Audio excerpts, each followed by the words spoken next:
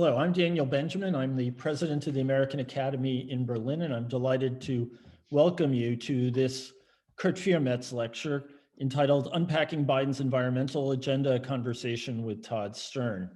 The Kurt Viermet's distinguished visitorship was established in honor of the late Kurt Viermet, who had been chairman of JP Morgan, and it was created in recognition of his remarkable career in international finance and his dedication to the transatlantic relationship. It was inaugurated in 2008, and this program brings outstanding American leaders from a range of different disciplines and areas to the American Academy in Berlin for in-depth exchange with German colleagues, counterparts, and the public. And it is really a pleasure to introduce tonight's guest, Todd Stern, who absolutely fits that bill, and who we very much hope to get to Berlin for more in-depth exchanges once the pandemic is over. Todd Stern is a non-resident senior fellow at the Brookings Institution, and his work focuses on climate change.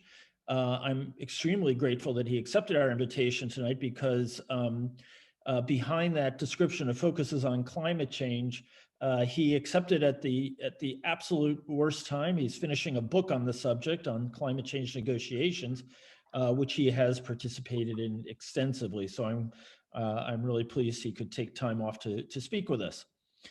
Todd Stern served as special envoy for climate change at the State Department from 2009 to 2016, which in US government terms is something like an eternity. And he was President Obama's chief negotiator at the 2015 Paris climate talks. Todd also served under President Bill Clinton in the White House from 1993 to 1999.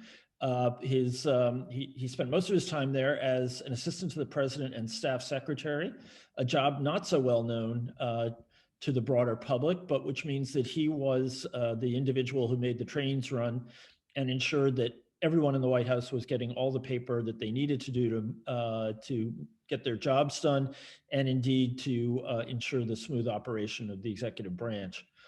From 1997 to 1999, while he was staff secretary, he coordinated the administration's initiative on global climate change, and he acted as the senior White House negotiator at both Kyoto and in Buenos Aires.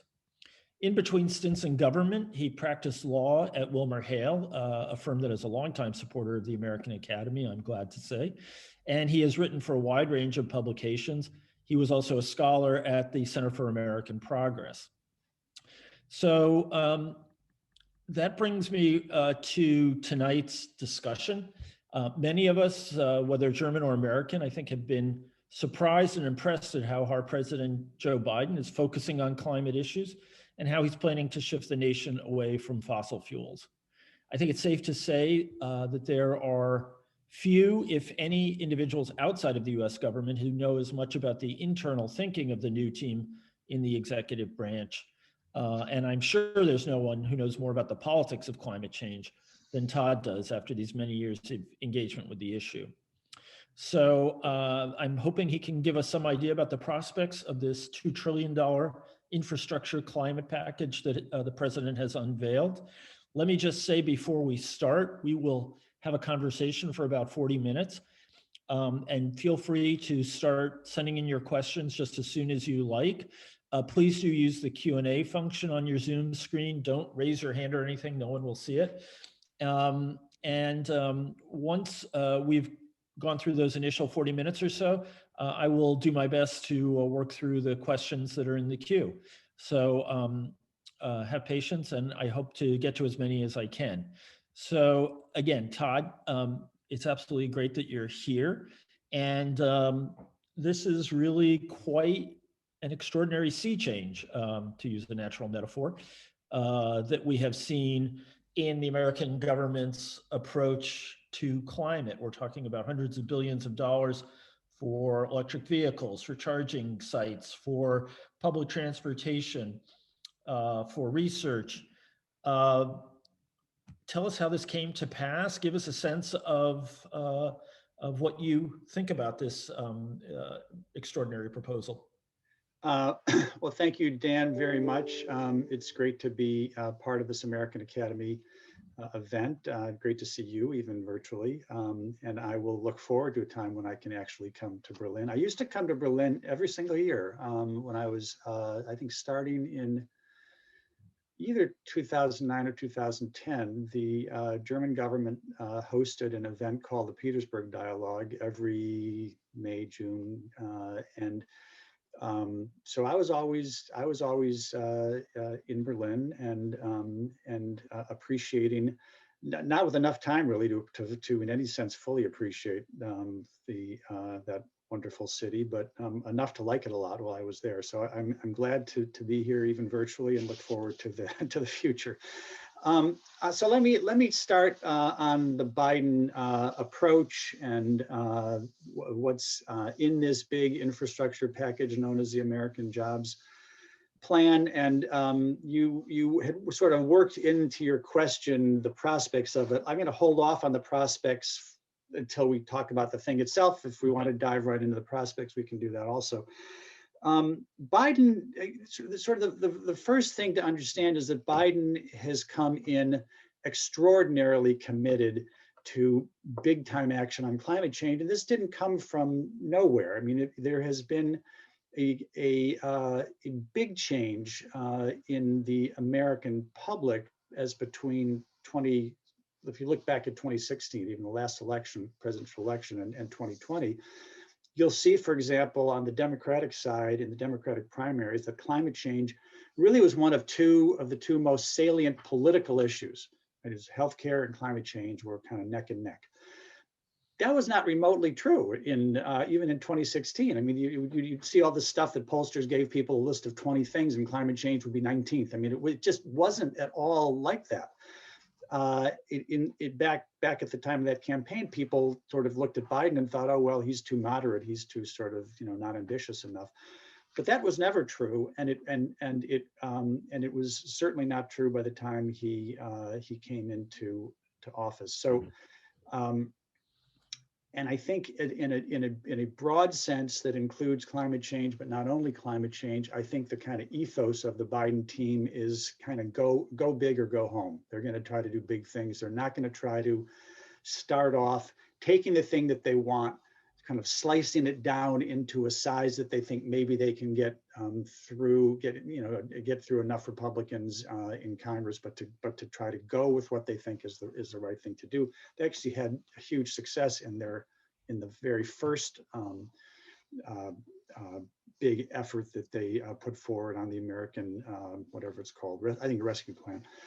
So on the infrastructure planning, with respect to climate change, I think the fundamental theory of the case is to move by way of standards and investment. We're not going to get a carbon tax or price on carbon in the U.S. as a political matter.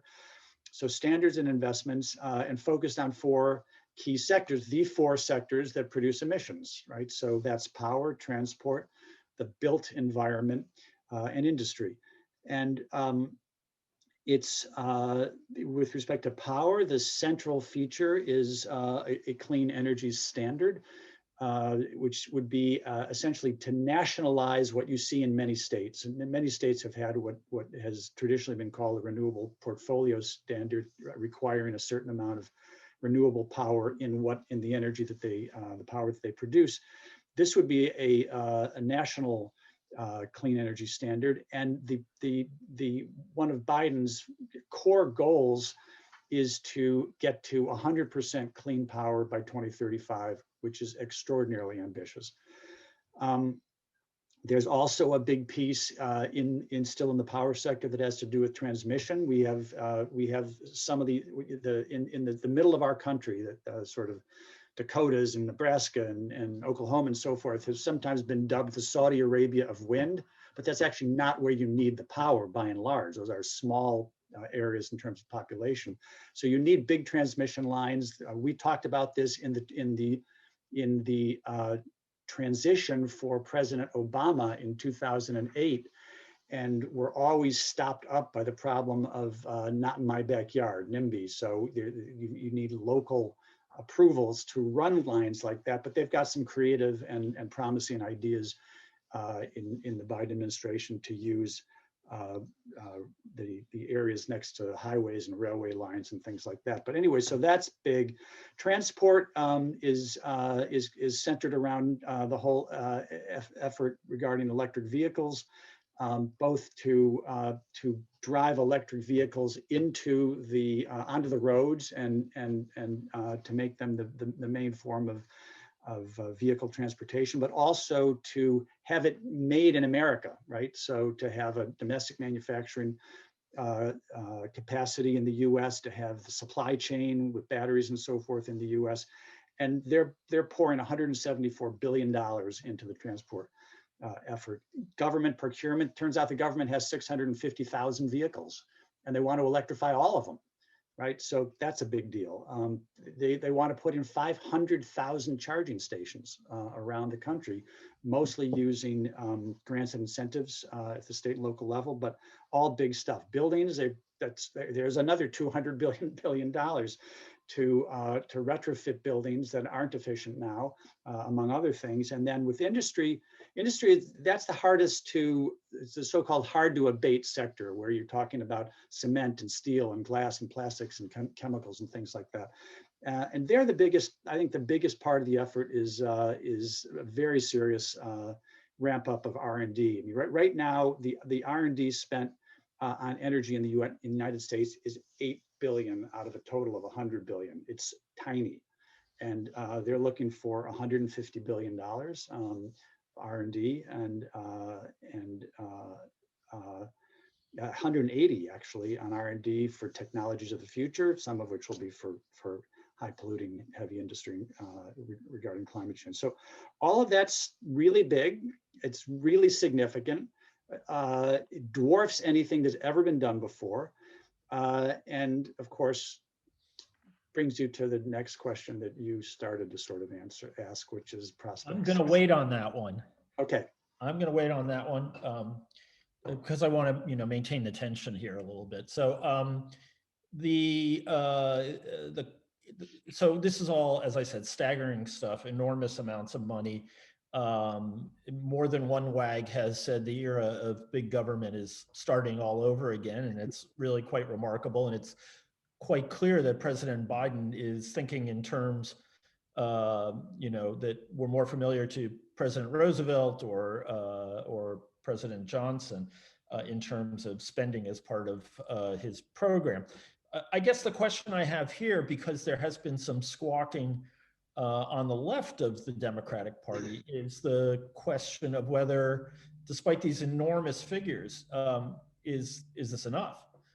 Because the only numbers that are bigger and scarier than these are the ones you read about climate change, and numbers like 420 parts per however many it is in the atmosphere. So he is talking about reducing emissions, if I understand it correctly. President Biden is 7+% a year from now till 2035, and the question is, is that going to do the job? Well, so I think that the answer is that that's the right scale, in my judgment, for the United States. Let's look at the goals that Biden's efforts fall under. So he is pledged to try to get to net zero emissions by 2050.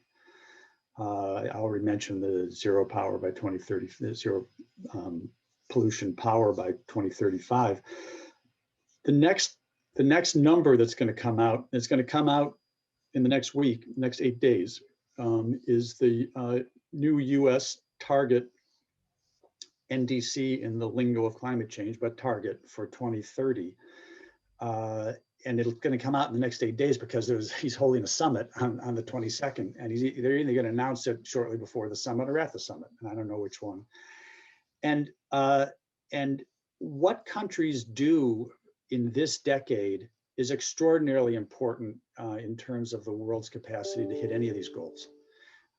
And if we just go back to remind ourselves that the goals, the fundamental temperature goals in Paris, and this is all about the emissions is all about temperature, was to hold the increase of global average temperature as compared to pre-industrial times to well below 2 degrees centigrade, and with best efforts to hold it to 1.5. So those are the kind of overarching goals that what Biden's doing falls within. So if Biden and what Biden's going to put forward on, I mean, I don't know obviously exactly what they're going to say, but I have a pretty good idea, and it's going to be good. And it's going to be, I think, the kind of thing that people in Europe and elsewhere are hoping for. I mean, again, I hope that's true, but I think that's true. And that's the kind of thing that you need to see from the United States. Now, it's also true that the United States is, 13% of global emissions. I mean, so you can't do it alone. But the United States is hugely important in terms of its influence, hugely important in terms of its demonstration capacity, and what we do is hugely important in terms of the argument we can make to other countries, other big countries, to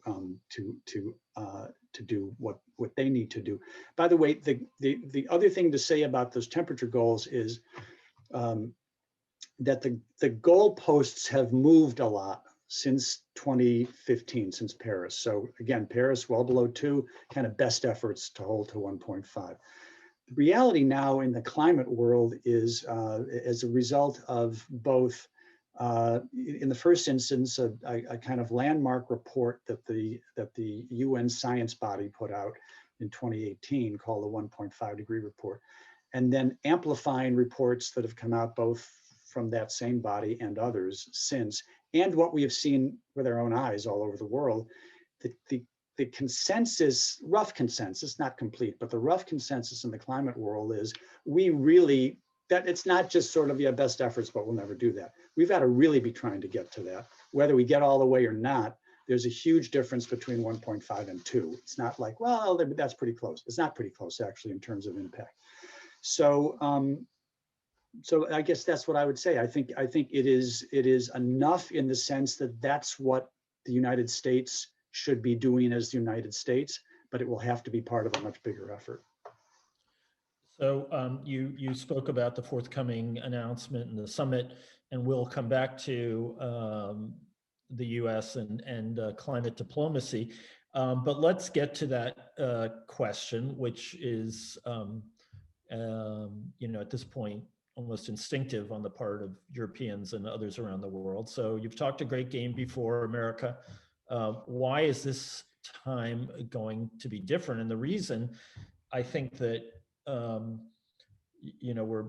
there's so much anxiety out there is that compared with, say, 25, 30 years ago, the Republicans in Congress are not just against climate change. It's almost become an identity issue that to be a Republican in Congress means that you must oppose climate change mitigation.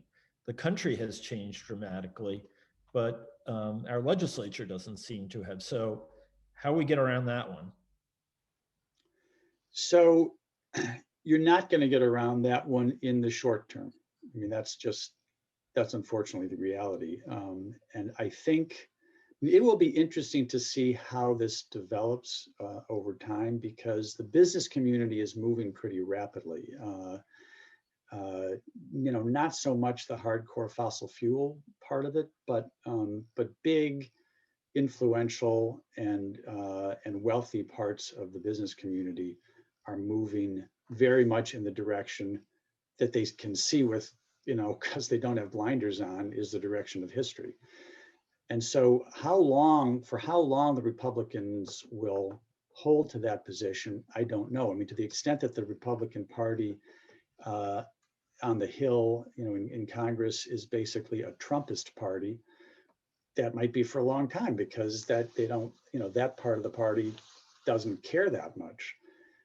On the other hand, money makes everything go round in politics in America. So I don't. But in the immediate term, you're not going to get many Republicans, maybe any Republicans, who are supporting this stuff. I think if you had a behind closed doors meeting, my guess is you would find at least 15 senators, maybe 20, who would be not necessarily signing on for the ambitious kind of all-out effort that Biden's is proposing, but who would say, yeah, of course climate change is real, of course it's dangerous, of course we need to do things. We don't like sort of what you're proposing, but let's figure it out.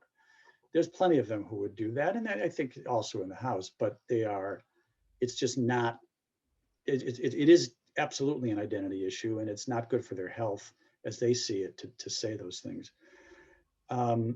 So what does that mean in terms of Biden's capacity to have what he wants to get done enacted?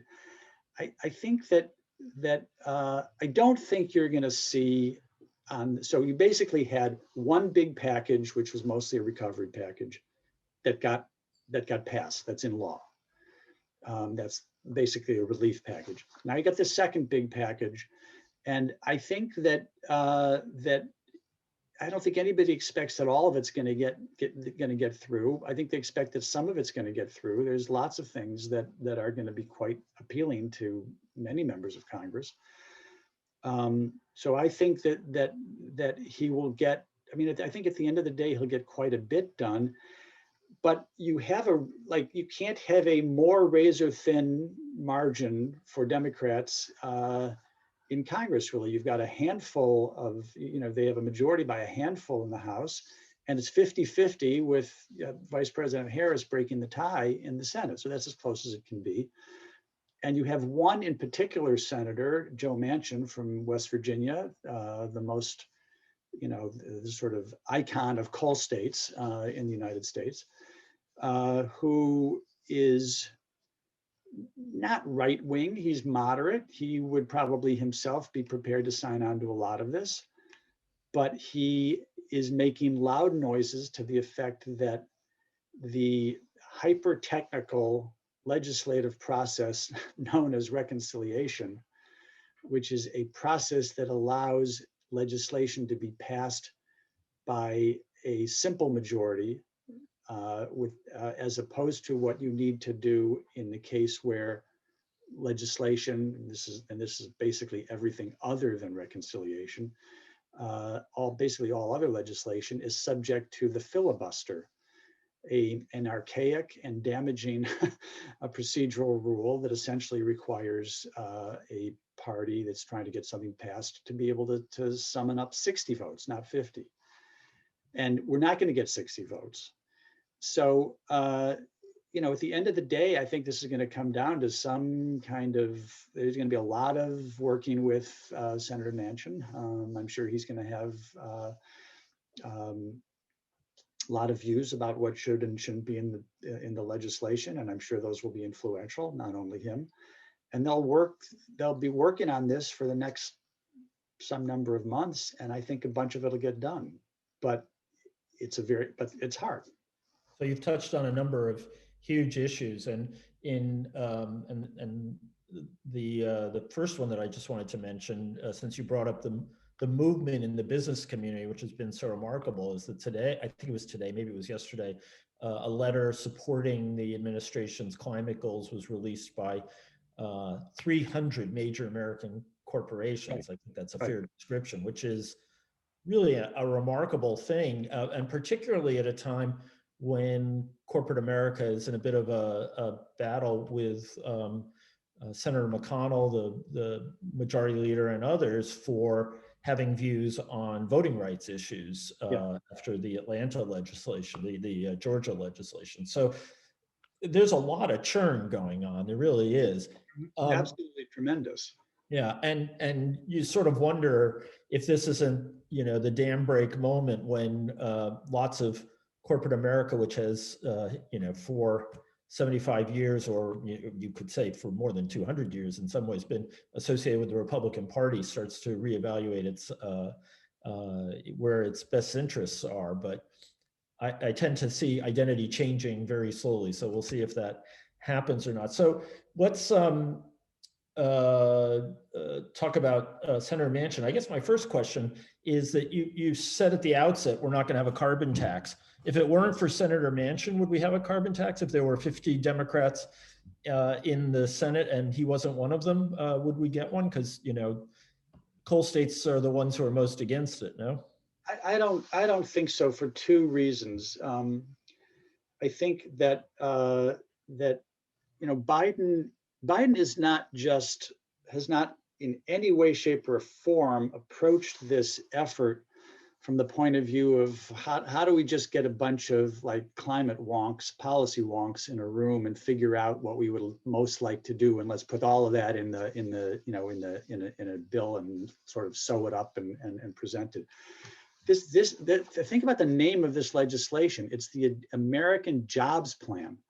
And that's not just like, we're doing carbon taxes and we're calling it jobs. This has got this is designed to create a huge number of jobs. I mean, if you think about $213 billion to retrofit homes and buildings around the country, that's labor. I mean, and all through, if you think about electric vehicles and building charging stations and building a capacity to make the batteries and make the cars here, that's jobs. I mean, that is the whole thrust of this, so that you look out at ordinary people and they say, yeah, I want that, right? So that's not the way ordinary people are going to react to a carbon tax. And so I think that there's that. The other thing you have to know about a carbon tax is a carbon tax can't get the job done. My economist friends notwithstanding, although I think even they would probably concede that. Now, a price on carbon would be a terrific thing to have as part of your toolkit, but you can't have a high enough price politically to get done. I mean, you could have, in theory, the economists can design a high enough price that it drives everything that needs to happen. It just isn't feasible. So I don't think, Manchin aside, I don't think this just is not the way that that we're thinking about it in the U.S. In Europe, there's an emission trading scheme, but that's a part of that's one part of a broad regulatory program. And of course, the EU has a very, looked at from this side of the pond, has the very desirable attribute that your politics actually support climate change action. So that's different. Yeah. So one of the things that Senator Manchin has said, in addition to his criticism of reconciliation and his support for the filibuster, is that he doesn't like the way it's being paid for, which is to say, he suggested that raising corporate taxes only up to 25% would be acceptable to him, not to 28%. So that is, a significant, not 50%, but 35, 38% difference, if I do the math off the top of my head, in terms of paying for this. Is that going to be an enormous problem, or do you think that there are other ways to find revenue to pay for this? I don't know. I don't think there's lots of other, I suppose there's probably some ways, there's always some ways to find some revenue, but you need big revenue here. One of the things that I might be wrong about, but my impression has been, and again, I might really be wrong about this because not like I'm reading every single thing that comes up, but my impression has been that maybe the administration is not making doing quite a good enough job in describing what seems to me to be, from a sort of communication standpoint, a really useful argument, which is we're only restoring corporate taxes to the way they were before Trump came in. It's not like this is some shocking thing. These are corporate taxes like under Bush, right? I mean, these are corporate taxes that have been where they we're just trying to get them back to where they are, where they were, as distinguished from a tax cut, a Trump tax cut, which I think most people, probably including most Republican economists, would say wasn't really, from an economic standpoint, needed. It might have been good politics for Trump, but wasn't really needed from an economic standpoint. So like all we're doing is sort of restoring the status quo ante at a point when corporate America was doing just fine, thank you very much, and growing jobs hand over fist. That's not such a shocking thing to do. Now I don't know, maybe you're not going to move Manchin. I don't know, but it's. I think it's an argument that maybe it's not being made enough. Well, you may be right, but it seems to be in the American DNA to believe that any tax that's ever been cut has been permanently cut, and every clawback is somehow a violation of natural law. But let me ask you one issue that hasn't gotten a lot of attention in the US, but which is always kind of interest to Europeans. What's the nuclear component in this plan? I don't.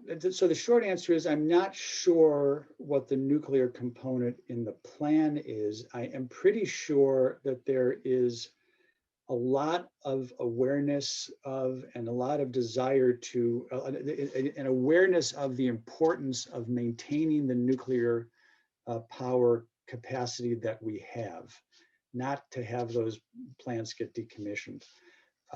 And I think you have a kind of unlikely collection of environmentalists who maybe once upon a time would have been fighting against nuclear power, fighting to keep that power. So I don't, my guess is, I mean, it's a gigantic plan. My guess is that there's somewhere in there. There's something in there, and I just didn't understand it. So yeah, but what I am quite sure of is that whatever is in there is aimed at preserving what we have.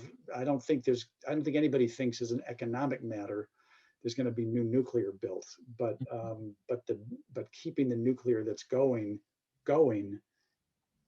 that's important, and they're quite keenly aware of that in the White House. So let's talk a bit about the international strategy accompanying the domestic strategy. I was amused today to read, this is a kind of an overly long introduction, but a think tank in Washington put out a big report on democracy promotion around the world, and a well-known diplomat and scholar denounced it and said, are you totally tone deaf, after the dangers and the perils of American democracy and the continuing threat to it? Who are we to preach to others? Who put this out?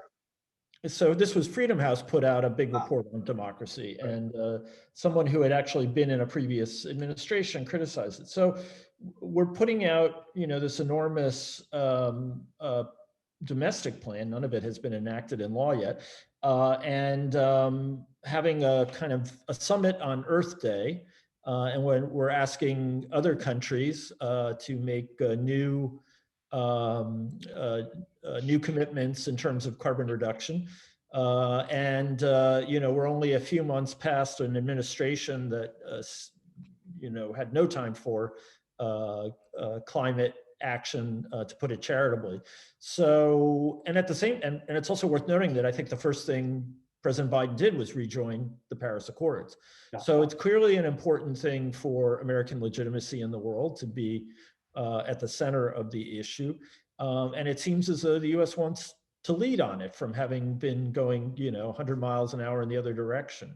Is that a fair assessment? How would you describe the mindset of the new team in Washington?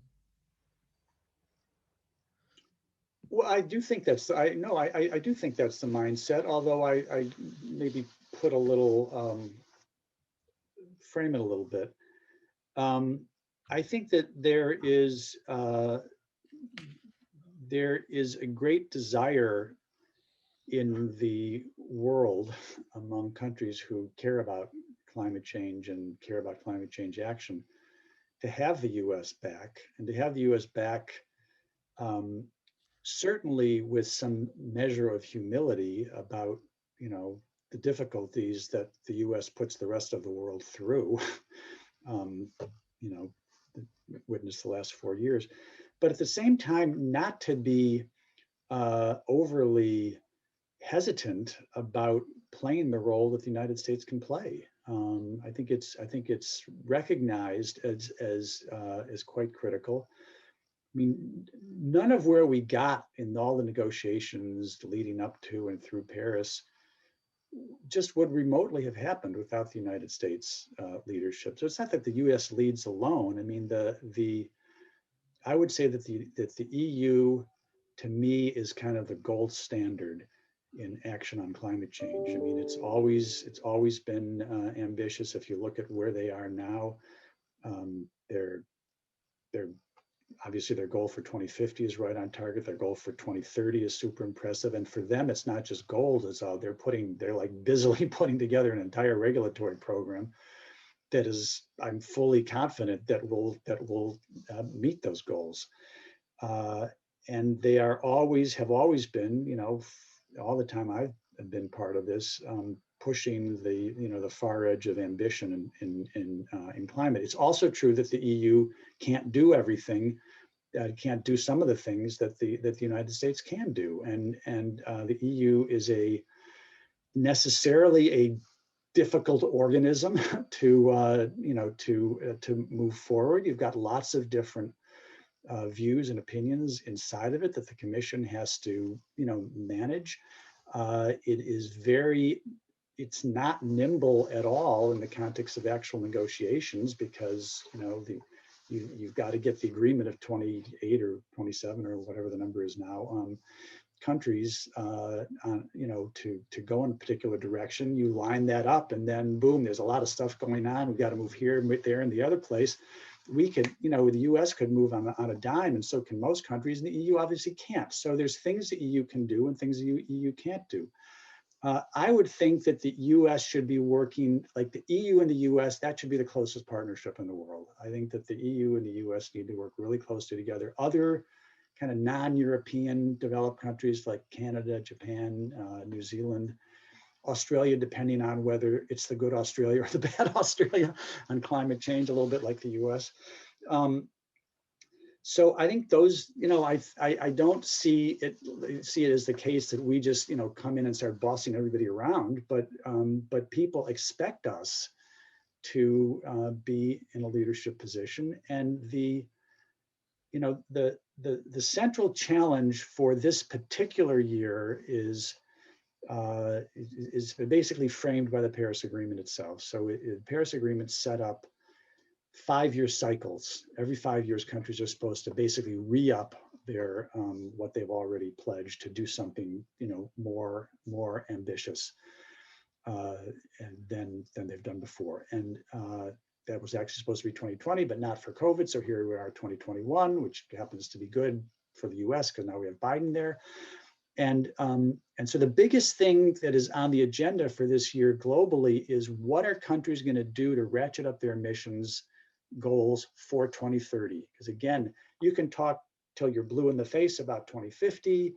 Xi Jinping made a very good statement at the UN in September that China would reach basically net zero, we call it carbon neutrality, before 2060. Not quite good enough, but a lot better than anybody would have expected. But what are we doing in this decade, over these 10 years, right, from now through 2030, that is going to make or break what happens on climate change? So what countries do now going to be central? What is either done on the way to the big conference at the end of this year, COP26, Glasgow, November 1 to 12. It's going to be crucial. And if you look at the three big players, EU, US, China, EU, yes. US, again, I believe that our target will be very, very good. And I am hopeful that we will get, maybe not everything, but a lot done that Biden wants to get done. But so far, China is giving no positive signals with respect to this decade. So that is going to be a big, big issue. And the major players that I already talked about, plus, by the way, the voices from the kind of large number of progressive developing countries around the world who played a really big role in Paris, that came to be called the High Ambition Coalition, they also have to be part of this. So I think that's that's what's central for this year. Yes, the US has to be a leader, and yes, the US has to be a leader with some mindfulness and humility about where we've been. So you mentioned the trillion-dollar player here in China, but before we get to China, the question that I want to ask you is, a number of American foreign policy experts, diplomats, have sort of in the wake of the Trump years talked about the need for a new multilateralism on the US part, and that is that we need to get past some of the bad habits of what might be called the peak of the Cold War, the 70s and the 80s, even the 60s, when we really were could be quite high-handed and push our allies around a lot. Bill Burns, now the director of the CIA, formerly Deputy Secretary of State, wrote a piece on this in the Atlantic. And I'm curious if you think that there is a mindfulness of this requirement among the people who negotiate over climate right now. Because I do think that there is a sense in which, we left the table, and when we come back, it's not the same table exactly, and we need to accommodate a bit to how things have changed. I mostly agree with that, but I mostly agree with that, but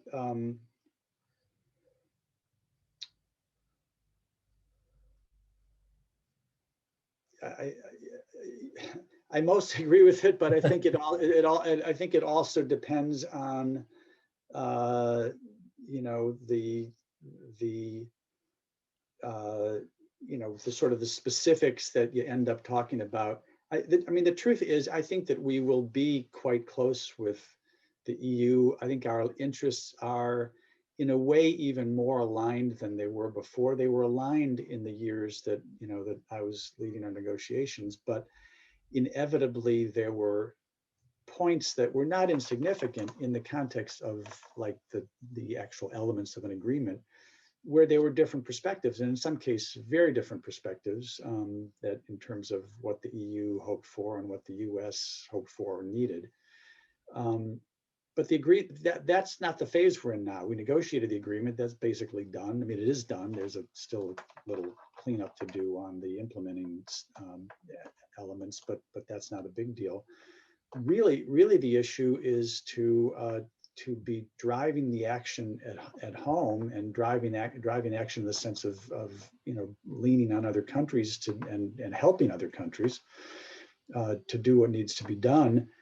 By the way, a lot of reform, I think, and I think this is widely understood, maybe not the specifics of it, is widely understood that there needs to be a significant reform of the financial aspect of climate change to enable much larger amounts of capital to flow to developing countries. I think we and the Europeans and others agree on that. So the specifics will have to get worked out. But I think basically we're quite aligned in a similar direction. There's always some tensions between the Europeans and the US, just because the US seems to because the U.S. kind of hogs the spotlight and is seen in that way, and there's probably less appetite for that than ever on the part of Europeans, given how bad we were in the last 4 years. But I hope that we will be can manage that in a way that is, on the one hand, sensitive, as I said before, conveys some sense of humility about what happened, but not so much humility that we sit there in the corner and watch as things don't happen the way they need to happen.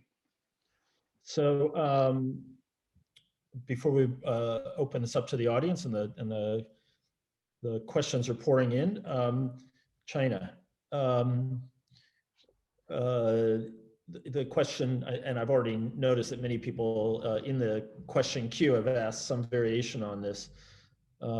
We seem to be headed towards a period of extended confrontation with China over a lot of different issues.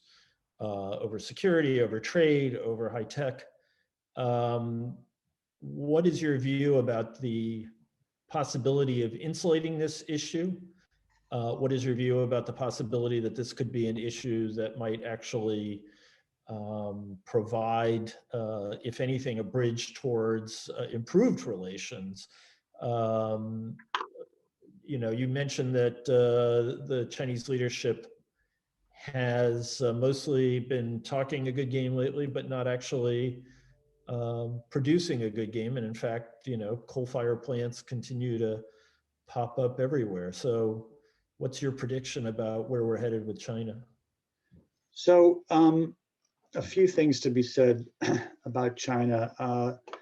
First of all, there certainly is a potential for climate change to be a more positive area of engagement. And back in the Obama years, where the overall relationship had lots of tensions, but not quite as existential as they seem to be now. But still lots of tensions. You could go through one issue after another, from the South China Sea to economics to human rights to you name it, was quite fraught even back then. And at the very first bilateral meeting I had with my counterpart Xi Jinping, who was there the whole time I was there, then went off to Tsinghua University, and now is back and is meeting John Kerry tomorrow in Shanghai. And he's a wonderful guy who I have great admiration and fondness for.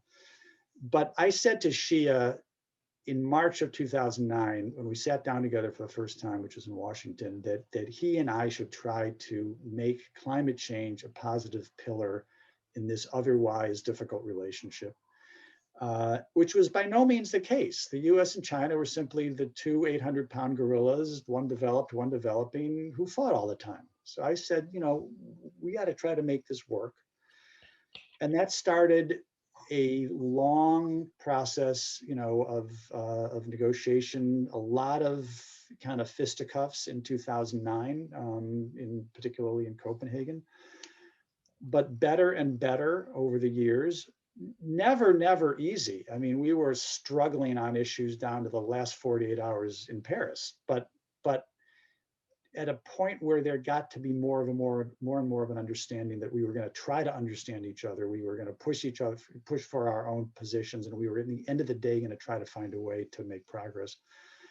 That was most sort of spectacularly illustrated in the joint announcement by the two presidents, Obama and Xi, in 2014 in Beijing, which if you want to pick one single event that was most dramatically rocketed the chance of the Paris Agreement working, that's probably the one you would name, because it was so stunning to people in the climate world. So yes, in short, even now, where you have a much more stressed relationship, it is in theory possible for climate change to be a positive. Let me tell you what I think. So what I think is going to happen. I think yes, climate change has to essentially be put in its own lane on the highway, so that it doesn't get pulled down by the, again, much more sharp tensions that exist now. I think, to me, the biggest issue with respect to whether we will have success or not so much success in the bilateral climate change relationship is not so much what's happening in the overall. If the overall got really dramatically bad enough, well, there's a point at which you wouldn't be able to operate on climate change either. But I'm assuming that we're not going to get that bad. But I think the biggest issue is within climate change itself. So that if China continues to define for itself goals about what it means to do, including goals for the next 10 years, that are just antithetical to not just what we think, but what everybody in the world who cares about those, well below 2 and 1.5 degree targets are thinking about, that will make it a lot more difficult. But I think that Shia is a intelligent and subtle uh, operative, player on the other side, negotiator. I think he cares about climate change. I mean, I think he cares about the issue itself. I think he's got clout within his government, and he knows and likes Kerry. Kerry is nothing if not, 1,000% committed. He's got a bunch of good people with him now, lots of people from my old team and from the Obama administration. So I'm not pessimistic about this. I think that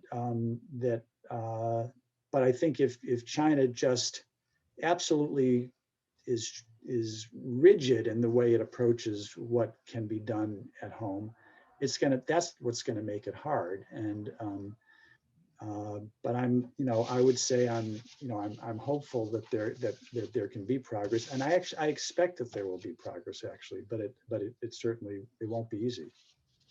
If you were to put yourself in the Chinese leadership's shoes, I'm curious, wouldn't you be tempted perhaps to um, be forthcoming on climate with the expectation that that would yield flexibility on lots of other issues that are very important to the Chinese?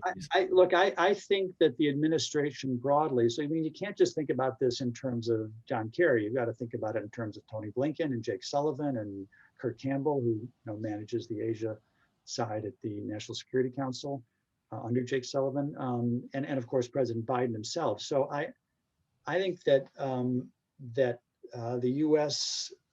up and down that chain is going to make it clear that we're not trading things off here. We've got a bunch of we've got a bunch of interests, and the Chinese will continue to try to trade things off. I mean, to try to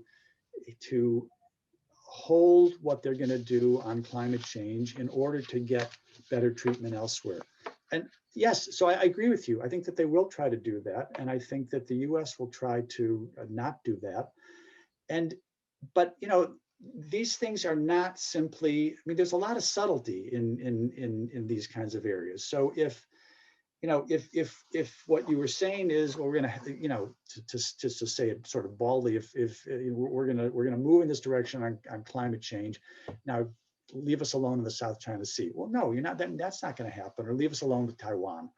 But we're gonna move here on climate change now in this less black and white area, where and without even saying if we do this, he'll do that. You just have discussions elsewhere.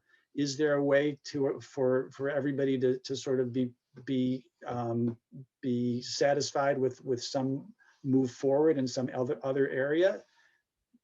I mean, yeah, you could imagine that, but I really think that anything that smacks of we will crank it up for our 2030 action on climate change. But whether it's baldly said or it's implied, you need to do X, Y, and Z. I think that's not going to work very well. No, I fully agree that we're not going to see any quids and quos. To use terminology that was pretty popular a few years ago.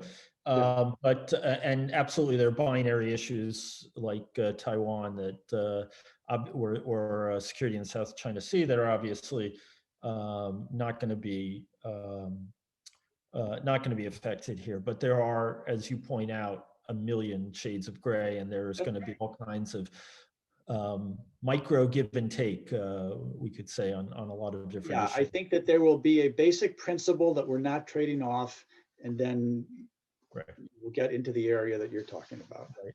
So let me start turning to the questions. And it's been a long time since I saw a talk elicit quite as many.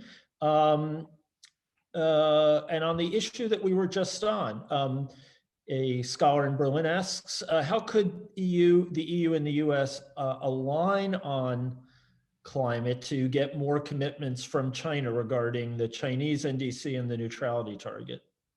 Well, I'm actually extremely grateful for that question, because I meant to say, and I think in the course of what we've just been talking about, I didn't clarify that I do not think this can be a US-China relationship just, one-on-one. I mean, there will always be, China will have bilaterals with us and they'll have bilaterals with other countries. And there's certainly going to be that bilateral element, one-to-one element of the relationship. But I think it's really important that the US have a strong, the US and the EU and with some others have a strong alliance that we put together, and again, I would hope, and this in ways that we probably won't get to. I think that this, in my own head, links up to what I was just alluding to about finance. But I think that there's also, it was very powerful in Paris, and understand we're not doing negotiations now, but still. It was very powerful in Paris when a large number of vulnerable developing countries, not only vulnerable, but many vulnerable, were on the strong side of ambition, were very allied with Europeans, allied with us, and there was a kind of broad alliance of players who wanted to move in a particular direction, and that was powerful. And I think it could be powerful now too. And I go back to 2009 to the Copenhagen negotiations, where China found itself, and very much to its chagrin, looking back afterwards, at odds with poor developing countries. It was not to their chagrin to be at odds with us. I mean, they expected that, or to be at odds even with the Europeans, whatever. But they did not like being at odds with developing countries, and particularly, poor and vulnerable ones.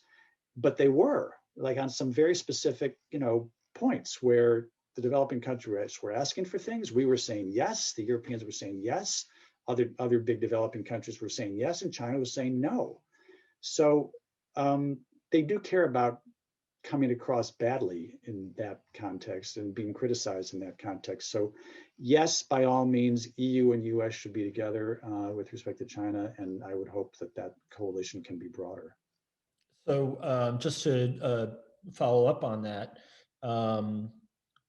as someone who's been watching the diplomacy closely, the signs thus far have been mixed about U.S. and U.S. EU cooperation vis-a-vis China. There's a lot of hesitance in Europe because of commercial ties, and perhaps not incidentally also a question of what happens in the U.S. in 4 years. Are we left holding the bag on a very hostile or confrontational sort of relationship while the U.S. turns inward again if it has another change in the White House?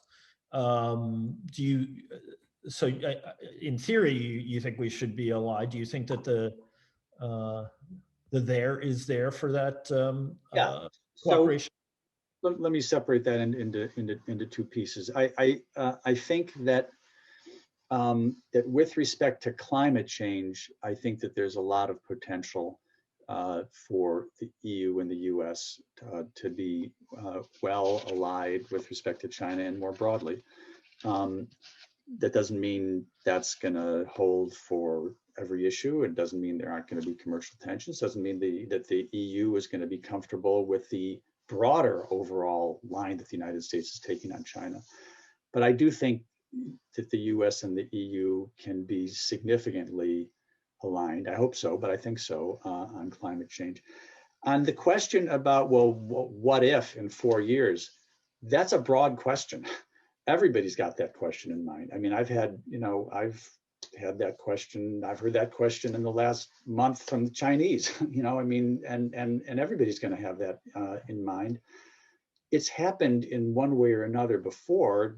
George Bush #2 took the US out of the Kyoto process, which upset people around the world. The truth is, Kyoto was a dead letter in the United States. It required Senate approval, and there was no shot in hell that it was going to get Senate approval. So that was upsetting to people, but it wasn't that, if there was if there had been if John Kerry had won that election, he wouldn't have taken the US out, but he still wouldn't have gotten Senate approval. So what happened with Trump was much more shocking and dramatic.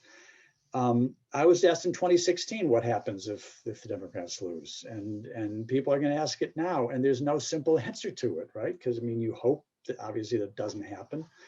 You hope that if it does happen, you have a Republican who is at least more kind of connected to the world as it is right now, to know that that would be a really bad move. To some extent, Dan, it takes us back to something that you said much earlier about business. I think that to the extent that the Republican Party sees big business moving heavily in the direction that it's moving, and fossil fuel companies less, but fossil fuel companies starting to go maybe gradually at first, but starting to go south in the markets. Coal is already in the tank, but in the U.S. But the big fossil fuel companies are going to gradually be going down, because that's where the future is, and business sees that. So I would hope, even if it's a Republican, that it's not a complete about face. And the other thing is, I think that the Biden administration has very much an intention of doing things that don't get easily reversed.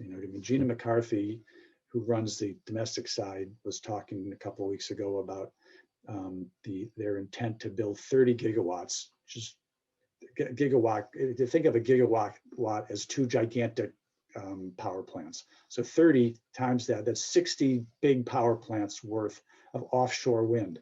Well, if we can do that and get that built, then it'll be built and it will be producing power, whoever gets elected next. If we get the transmission lines built to get power from Kansas, Nebraska, and the Dakotas to Chicago and wherever, they'll be built and they'll be delivering. And I think that they're very mindful of getting stuff done that doesn't just get reversed.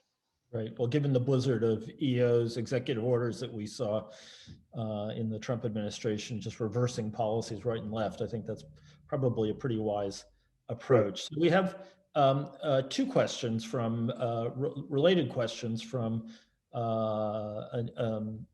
the climate editor of a local newspaper. We don't name them in keeping with European data privacy laws, but I want to put them to you. So what can we expect from the summit next week other than the US NDC? What kind of international signal? And will the climate issue, again, well, that we've been on that one, be spared from the US China confrontation? So you can just answer the first one, and I should have read all the way to the end.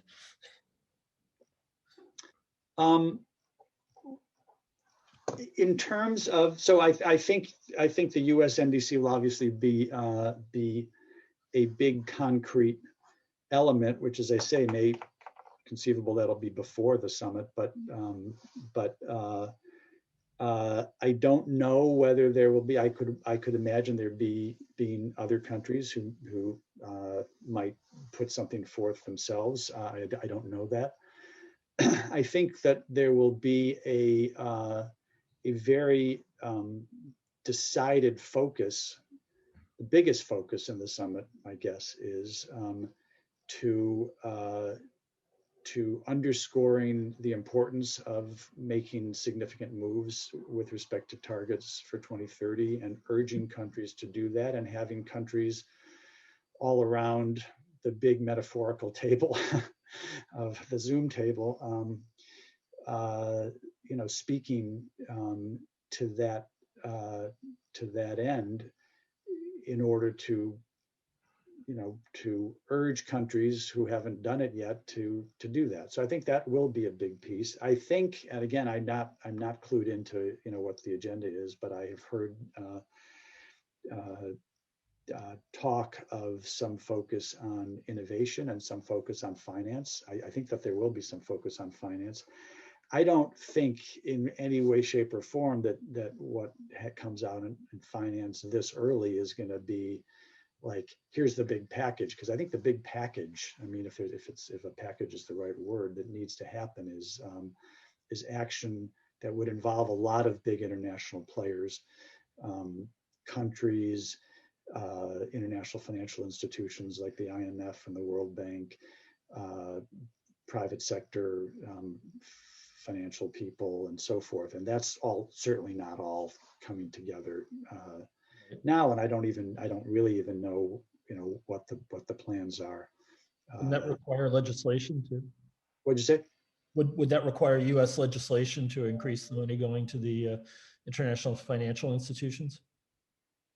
Well, I didn't say increasing U.S. money to go to international financial institutions. I'm not. I don't know, but I'm not necessarily saying that. I mean, I think that there are important things that the IMF, I think, is doing and may continue to do that have a lot to do with the capacity of developing countries who first of all, who are in various forms of liquidity or debt crisis, to be able to get support to do the right things, the things they need to do on climate change, and to get out of the kind of problem that they're in. And there's things that can be done with respect to the multilateral development banks to be driving much more of their capital in these directions. So there's things that can be done. Like anytime you need more appropriated money, yeah, absolutely, you need Congress. That's for sure. Yeah, but here's a really interesting question. The Biden administration likes to say that it will put environmental justice at the heart of action on climate. What do you think that means in practice, and how does it differ from previous Democratic administrations? Well, again, I think one would. So let me tell you what I think well, not just what I think. What I know is the general commitment in this direction. And I don't know whether you can parse your way through the legislation and track this, but certainly what Biden has said and what his administration has said is that in this large world of investment, which is the major intended outcome of this legislation, the intent was to direct 40% of that to environmentally distressed communities. So that is squarely, that's right, in the bullseye of environmental justice.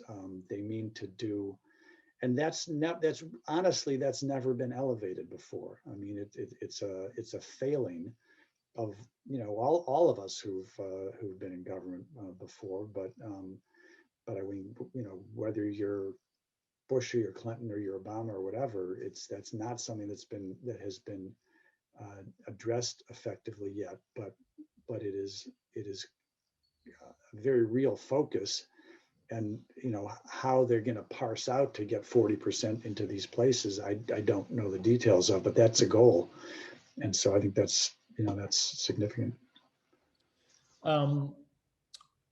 You mentioned, I guess, I missed it, but you mentioned that with respect to investments in the transportation sector, that the administration was pushing for a Made in America approach.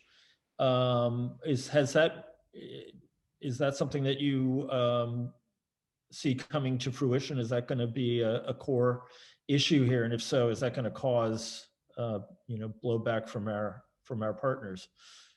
Well, I don't mean to say if that was the impression, then I'm glad we have the question so I can clarify. I don't mean to be saying Made in America, like you can't sell the stuff here unless you can't buy it unless it's made in America. I'm not saying that. What I'm talking about is building the domestic manufacturing capacity to make cars here as well as cars that are made elsewhere. That's very different from saying we won't buy them if they're made from elsewhere. And I don't. I mean, the interesting question, and I don't know the answer to that, is in the place where the government itself can act on that, which is procurement. Because I was talking about those 645,000 vehicles, from cars to small trucks to big trucks in the federal fleet. If those are over a period of X number of years supposed to become electric, would there be? I mean, I could imagine that maybe there would, there would be at least a heavy lean to have them bought from American manufacturers, but I don't know the answer to that, and I didn't mean to say more broadly beyond the issue of procurement. I didn't mean to say Yeah. a requirement, but rather a capacity in the U.S. Well, it is something that has been noted in Europe, the frequency with which we hear made in America Yeah, right.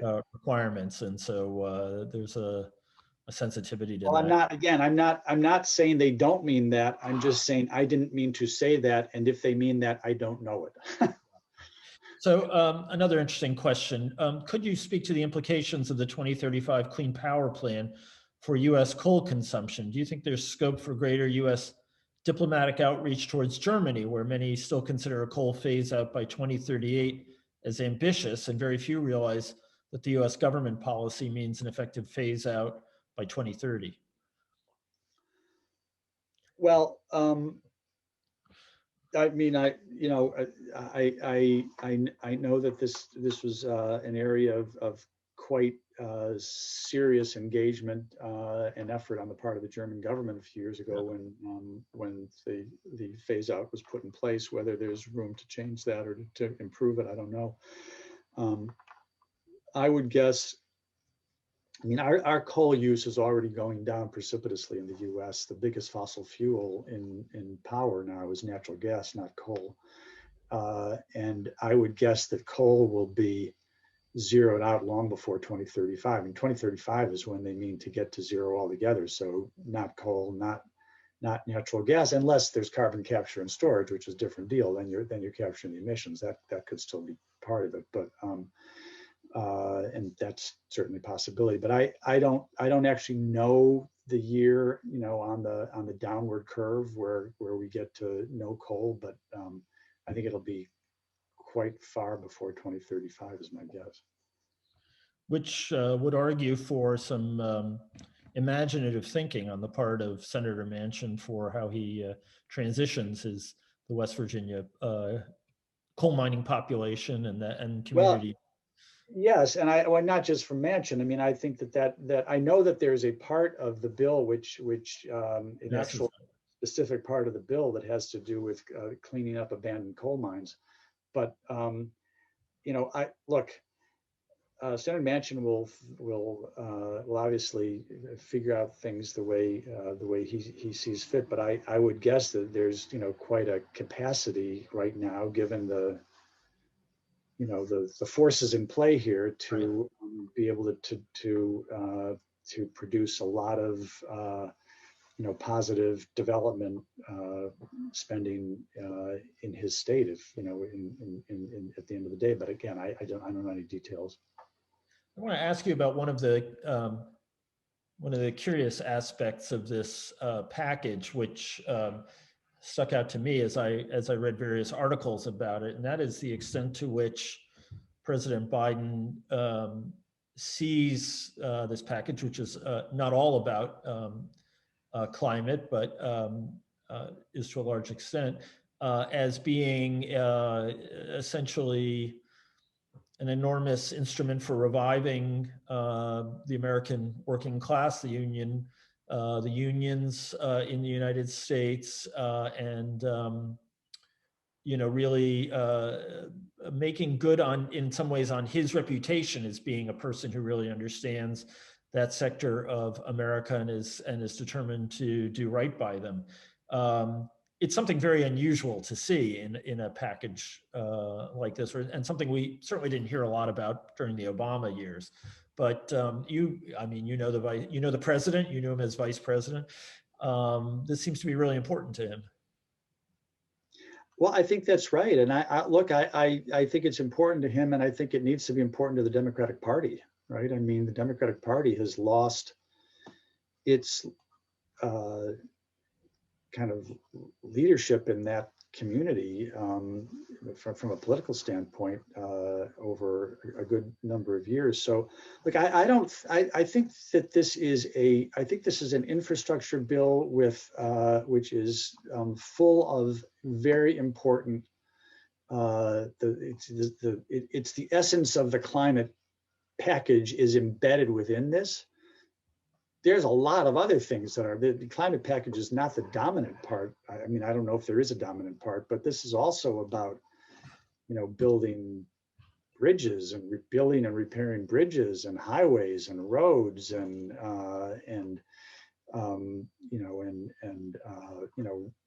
providing high-speed internet to rural America and all sorts of things that really aren't about climate change. It's meant to be both. I mean, it's meant to be an infrastructure bill, kind of broadly understood, which is what needs to be done to get our country moving from a point of view of jobs, but also just to fix stuff that's falling apart. I mean, we haven't done this in so long, and then to do what we are doing in a way which is cognizant of this monumental challenge we're facing on climate change. So I think it very organically fits together. Yeah, well, it's hasn't gotten a lot of comment, but I think the single biggest item in the package has to do with assisted living, which is really remarkable in home health care. And is probably a bit of political genius given the needs of the broader population, and particularly the elderly. So another question, an interesting one that I haven't thought about much. Do demographic developments and reduction of consumption and population play a role looking forward for tackling climate change?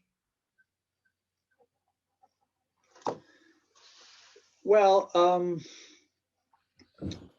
I guess, by definition, they do. I mean, it has always been true that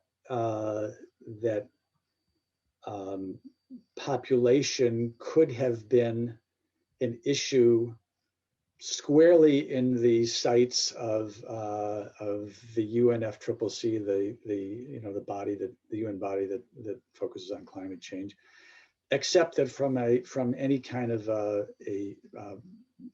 political vantage point all around the world, that was not something that was sort of feasible. I mean, in other words, you couldn't say, "Oh yeah, I got the answer to climate change. Let's have a big population control program," because that would have just not worked all over the place. But it is also clearly true that the more that to the extent that demographics move in one way or another way, that affects how much power you need, how much resources you need, and everything else. But I don't think I don't actually see that now any more than I saw it 20 years ago is genuinely part of the climate discussion. I mean, I once was in a meeting in China. So it was one of those, remember the strategic and economic dialogue meetings. So it was a high level meeting where my Chinese counterparts were arguing that that China should get tremendous credit that should count in some fashion with respect to its emission reductions because of its one-child policy. Because if we hadn't had this, we would have had twice as much emissions. So you should count that as our reduction. We're like, okay, we don't think we can do that, but we appreciate your views. Well, sometime off camera, we can talk about our different experiences at the at those conferences, because my exchanges were comparably crazy sometimes, dealing with counterterrorism issues. So, look, I think that's actually a great place to bring this to an end. This has been a fascinating conversation. When Todd, is your book going to be out, so we know when to book your return engagement? I'll let you know, Dan. I don't know yet. That's a horrible thing to ask someone on camera. First of all, I have to finish writing it. Yeah. Then I'll have to edit it. So I think you've got time. There's no rush. Well, that's good because we wouldn't want to, have two in the same semester. That would be not on. Don't worry But about look, it.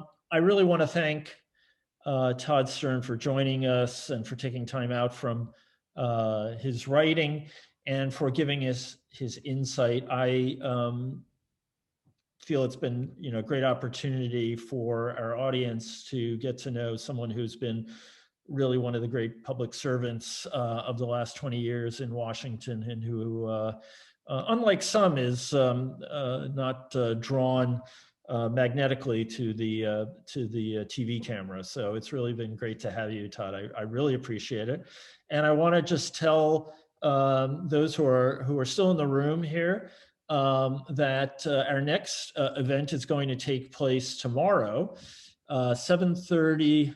Actually, I have incorrect information. This event has been postponed. So I am going to spare you all an event tomorrow and just tell you to please look at our website, www.americanacademy.de, for the next event. I know we have one coming up very soon. We're doing about 3 a week right now.